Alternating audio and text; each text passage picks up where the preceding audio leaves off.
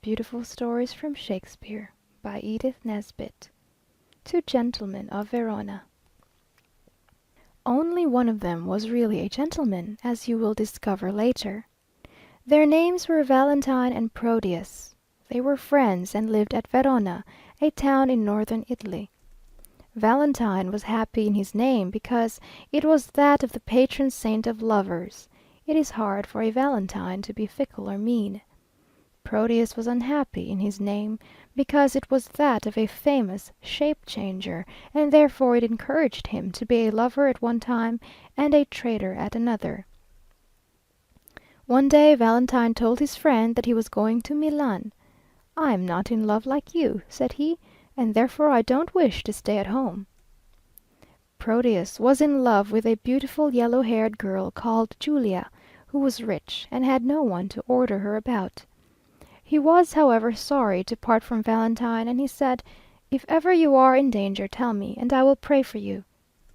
Valentine then went to Milan with a servant called Speed, and at Milan he fell in love with the Duke of Milan's daughter, Sylvia. When Proteus and Valentine parted, Julia had not acknowledged that she loved Proteus. Indeed, she had actually torn up one of his letters in the presence of her maid, Lucetta. Lucetta, however, was no simpleton, for when she saw the pieces, she said to herself, "All she wants is to be annoyed by another letter." Indeed, no sooner had Lucetta left her alone, than Julia repented of her tearing, and placed between her dress and her heart the torn piece of paper on which Proteus had signed his name. So by tearing a letter written by Proteus, she discovered that she loved him. Then, like a brave, sweet girl, she wrote to Proteus, "Be patient, and you shall marry me."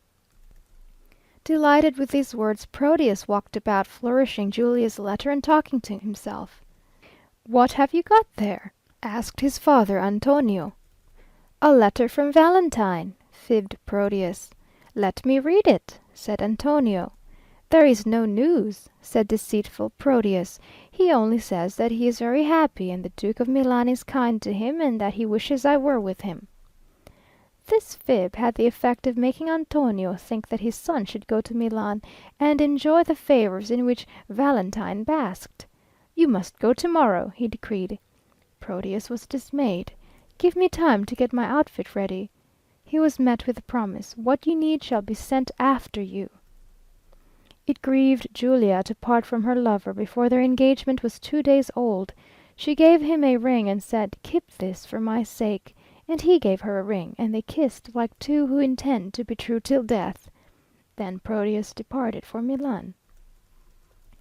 Meanwhile Valentine was amusing Sylvia, whose gray eyes laughing at him under auburn hair had drowned him in love. One day she told him that she wanted to write a pretty letter to a gentleman whom she thought well of, but had no time. Would he write it? Very much did Valentine dislike writing that letter, but he did write it, and gave it to her coldly. "Take it back," she said, "you did it unwillingly." "Madame," he said, "it was difficult to write such a letter for you." "Take it back," she commanded, "you did not write tenderly enough." Valentine was left with the letter and condemned to write another. But his servant Speed saw that, in effect, the Lady Sylvia had allowed Valentine to write for her a love letter to Valentine's own self. "The joke," he said, "is as invisible as a weathercock on a steeple." He meant that it was very plain, and he went on to say exactly what it was. If master will write her love letters, he must answer them. On the arrival of Proteus he was introduced by Valentine to Sylvia, and afterwards when they were alone, Valentine asked Proteus how his love for Julia was prospering. "Why," said Proteus, "you used to get wearied when I spoke of her." "Aye," confessed Valentine, "but it's different now. I can eat and drink all day with nothing but love on my plate and love in my cup." "You idolize Sylvia," said Proteus. "She is divine," said Valentine. "Come, come," remonstrated Proteus. "Well, if she's not divine," said Valentine, "she is the queen of all women on earth." "Except Julia," said Proteus.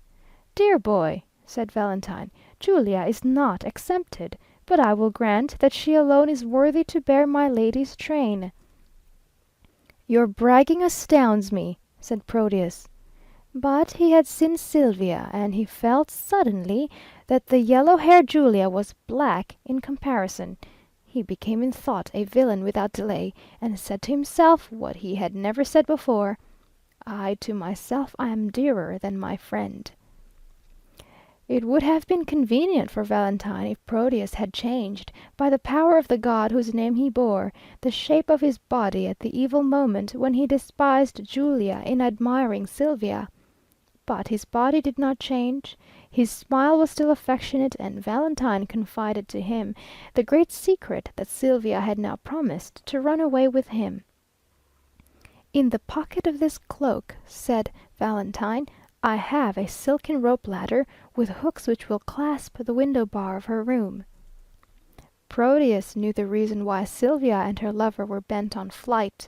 The Duke intended her to wed Sir Thurio, a gentlemanly noodle for whom she did not care a straw. Proteus thought that if he could get rid of Valentine he might make Sylvia fond of him, especially if the Duke insisted on her enduring Sir Thurio's tiresome chatter.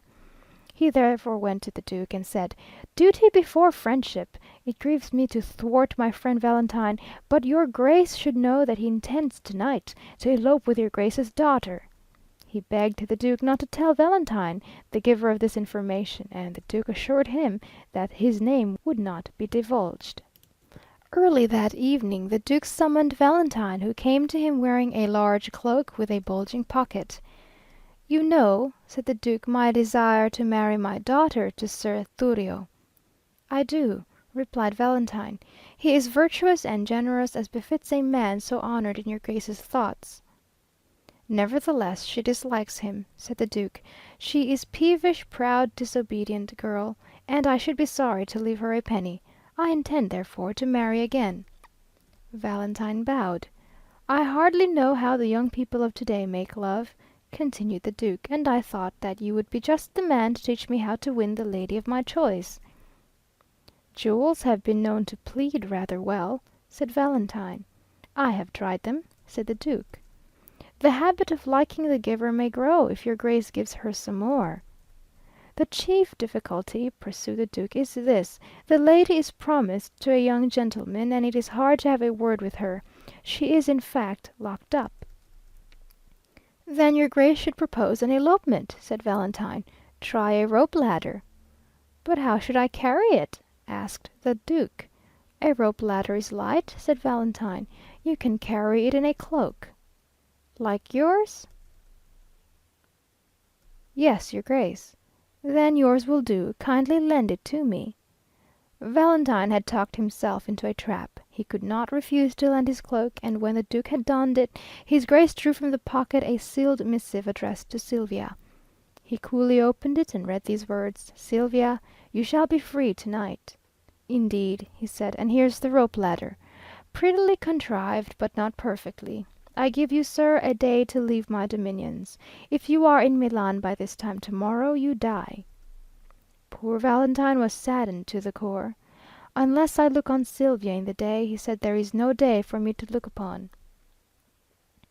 Before he went he took farewell of Proteus, who proved a hypocrite of the first order. "Hope is a lover's staff," said Valentine's betrayer. "Walk hence with that." After leaving Milan, Valentine and his servant wandered into a forest near Mantua where the great poet Virgil lived. In the forest, however, the poets, if any, were brigands, who bade the travellers stand. They obeyed, and Valentine made so good an impression upon his captors that they offered him his life on condition that he became their captain. "I accept," said Valentine, "provided you release my servant, and are not violent to women or the poor." The reply was worthy of Virgil, and Valentine became a brigand chief. We return now to Julia, who found Verona too dull to live in since Proteus had gone. She begged her maid Lucetta to devise a way by which she could see him. "Better wait for him to return," said Lucetta, and she talked so sensibly that Julia saw it was idle to hope that Lucetta would bear the blame of any rash and interesting adventure. Julia therefore said that she intended to go to Milan and dressed like a page. "You must cut off your hair, then," said Lucetta, who thought that at this announcement Julia would immediately abandon her scheme. "I shall knot it up," was the disappointing rejoinder. Lucetta then tried to make the scheme seem foolish to Julia, but Julia had made up her mind, and was not to be put off by ridicule, and when her toilette was completed, she looked as calmly a page as one could wish to see. Julia assumed the male name Sebastian, and arrived in Milan in time to hear music being performed outside the Duke's palace. "They are serenading the Lady Silvia," said a man to her. Suddenly she heard a voice lifted in song, and she knew that voice. It was the voice of Proteus, but what was he singing? "Who is Silvia? What is she? That all our swains commend her? Holy, fair, and wise is she, the heavens such grace did lend her, that she might admired be." Julia tried not to hear the rest, but these two lines somehow thundered into her mind. "Then to Silvia let us sing, she excels each mortal thing." Then Proteus thought Silvia excelled Julia, and since he sang so beautifully for all the world to hear, it seemed that he was not only false to Julia, but had forgotten her. Yet Julia still loved him. She even went to him and asked to be his page, and Proteus engaged her. One day he handed to her the ring which she had given him, and said, "Sebastian, take that to the Lady Silvia, and say that I should like the picture of her she promised me." Silvia had promised the picture, but she disliked Proteus. She was obliged to talk to him because he was high in the favour of her father, who thought he pleaded with her on behalf of Sir. Silvia had learned from Valentine that Proteus was pledged to a sweetheart in Verona, and when he said tender things to her, she felt that he was disloyal in friendship as well as love. Julia bore the ring to Silvia, but Silvia said, "I will not wrong the woman who gave it him by wearing it." "She thanks you," said Julia. "You know her, then?" said Silvia, and Julia spoke so tenderly of herself that Silvia wished that Sebastian would marry Julia. Silvia gave Julia her portrait for Proteus, who would have received it the worse for extra touches on the nose and eyes if Julia had not made up her mind that she was as pretty as Silvia. Soon there was an uproar in the palace. Silvia had fled. The Duke was certain that her intention was to join the exiled Valentine, and he was not wrong. Without delay he started in pursuit with Sir, Proteus, and some servants. The members of the pursuing party got separated, and Proteus and Julia, in her page's dress, were by themselves when they saw Silvia, who had been taken prisoner by outlaws and was now being led to their captain. Proteus rescued her and then said, "I have saved you from death. Give me one kind look." "Oh, misery to be helped by you!" cried Silvia. "I would rather be a lion's breakfast." Julia was silent but cheerful. Proteus was so much annoyed with Silvia that he threatened her and seized her by the waist. "Oh, heaven!" cried Silvia. At that instant there was a noise of crackling branches. Valentine came crashing through the Mantuan forest to the rescue of his beloved. Julia feared he would slay Proteus, and hurried to help her false lover, but he struck no blow. He only said, "Proteus, I am sorry. I must never trust you more." Thereat Proteus felt his guilt and fell on his knees, saying, "Forgive me. I grieve. I suffer." "Then you are my friend once more," said the generous Valentine. "If Silvia, that is lost to me, will look on you with favour, I promise that I will stand aside and bless you both." These words were terrible to Julia, and she swooned. Valentine revived her and said, "What was the matter, boy?"